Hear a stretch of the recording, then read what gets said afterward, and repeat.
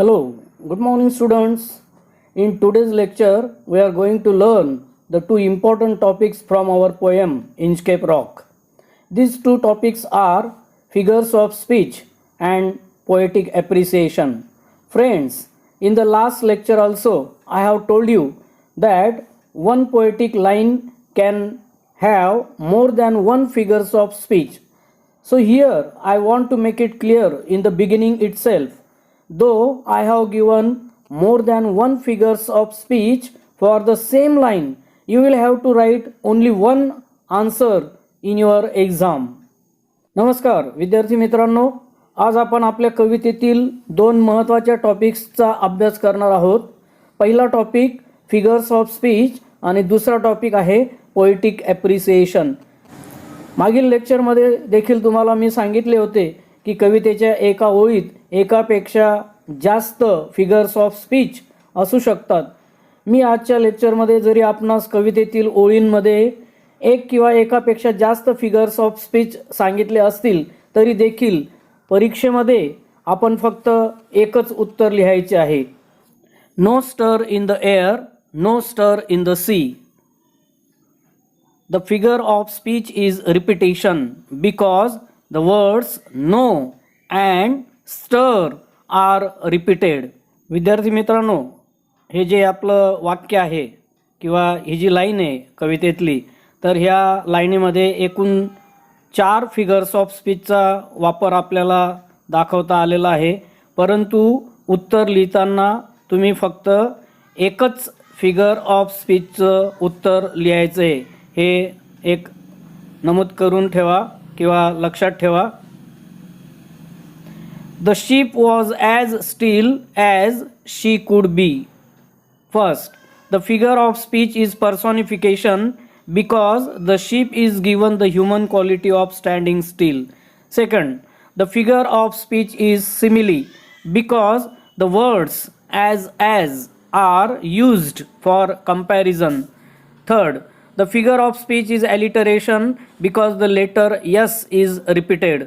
Fourth, the figure of speech is repetition because the word as is repeated. Her sails from heaven received no motion. First, the figure of speech is personification because the sheep is treated as human being. Second, the figure of speech is inversion because there is incorrect word order. It should be like her sails received no motion from the heaven. Third, the figure of speech is alliteration because the letter h is repeated without either sign or sound of their shock. The figure of speech is alliteration because the letter s is repeated. So little they rose, so little they fell. The figure of speech is repetition because the words so, little and they are repeated. Second, the figure of speech is antithesis because rose and fell are opposite words in the same line. On the boy in the storm it floated and swung. First, the figure of speech is inversion because the word order is not proper. It should be like it floated and swung on a boy in the storm. The figure of speech is alliteration because the letter s is repeated and over the waves it's a warning rung. The figure of speech is alliteration because the letter w is repeated. Second, the figure of speech is inversion because the word order is incorrect. It should be like its warning rung over the waves. When the rock was hid by the surge's swell, the figure of speech is alliteration because the letter s is repeated. The sun in the heaven was shining gay. First, the figure of speech is alliteration because the letter s is repeated. Second, the figure of speech is personification because the sun is treated like human being. Third, the figure of speech is inversion because the word order is incorrect. It should be like the sun was shining gay in heaven. The seabirds screamed as they wheeled round. The figure of speech is alliteration because the letter s is repeated. Sir Ralph the rower walked his deck. The figure of speech is alliteration because the letter R is repeated. He felt the cheering power of spring. The figure of speech is personification because spring is given the human quality of cheerfulness. It made him whistle, it made him sing. The figure of speech is repetition because the words it, made, and him are repeated. The boat is lowered, the boatmen row. First, the figure of speech is repetition because the word the is repeated. Second, the figure of speech is alliteration because the letter B is repeated. And to the Inchcape Rock they go. The figure of speech is inversion because the word order is incorrect. It should be like, and they go to the Inchcape Rock. Sir Ralph bent over from the boat. The figure of speech is alliteration because the letter B is repeated.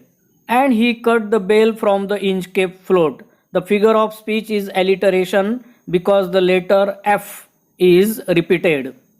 Down sunk the bale with a gurgling sound. First, the figure of speech is onomatopoeia because gurgling is the sound word. Second, the figure of speech is inversion because the word order is incorrect. It should be like the bell sunk down with a gurgling sound. The bubbles rose and burst around. The figure of speech is alliteration because the letter B is repeated. Sir Ralph the rower sailed away.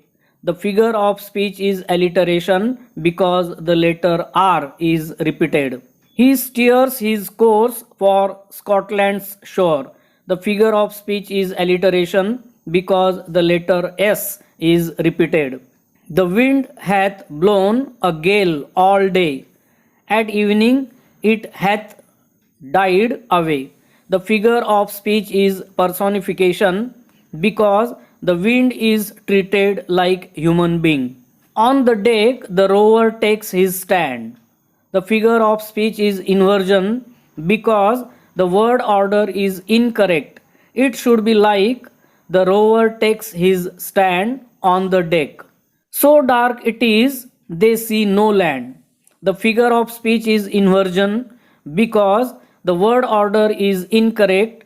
It should be like it is so dark that they see no land. For there is the dawn of the rising moon. The figure of speech is paradox because absurd idea is expressed. Canst hear, said one, the breakers roar. The figure of speech is interrogation because the question is asked. Now where we are, I cannot tell. First figure of speech.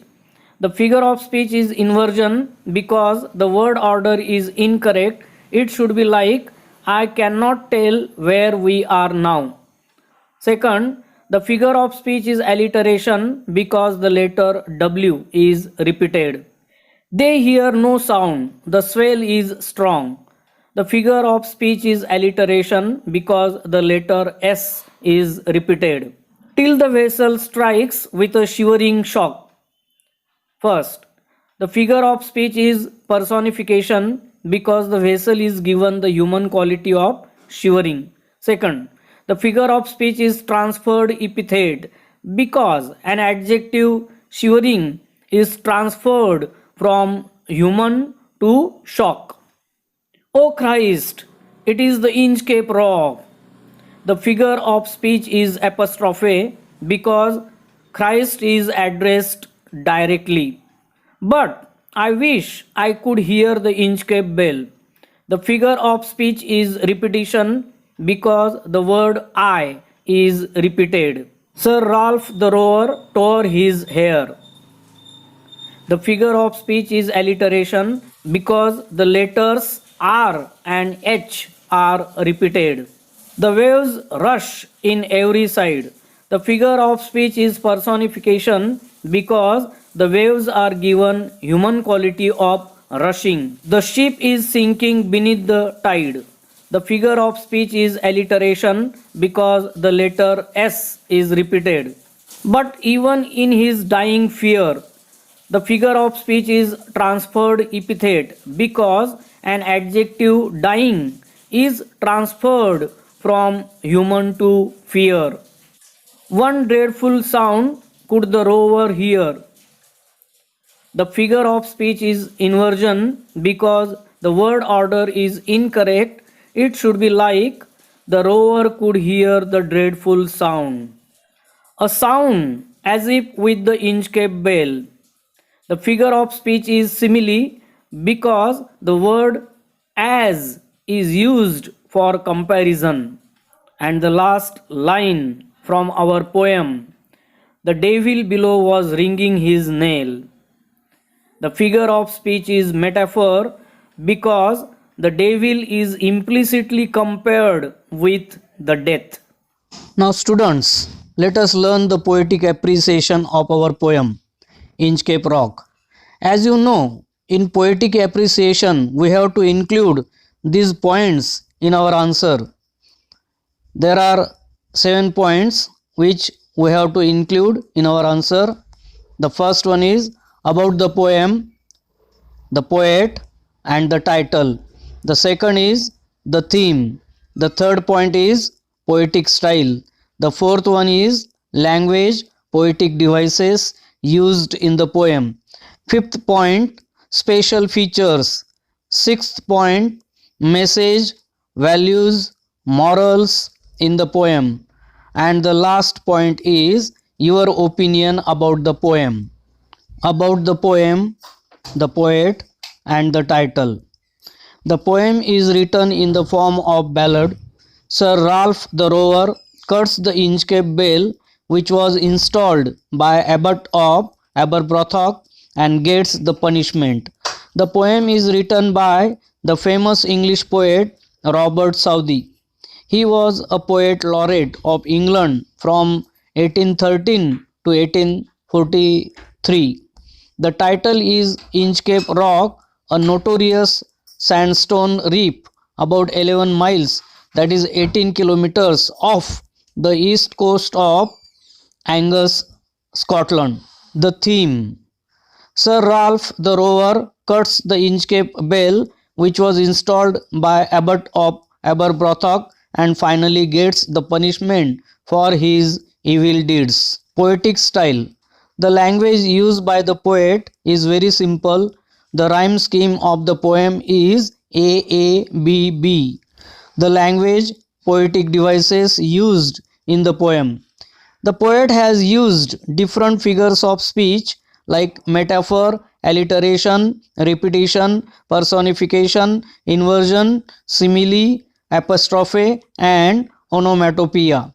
Special features: this is a long narrative poem which is called as ballad. There are 17 stanzas in this poem. Messages or morals in the poem. The poem gives a strong message that those who do wrong things will meet with due punishment. It gives the message that as you sow, so shall you reap. Your opinion about the poem. I liked the poem very much because it gives a message of tit for tat.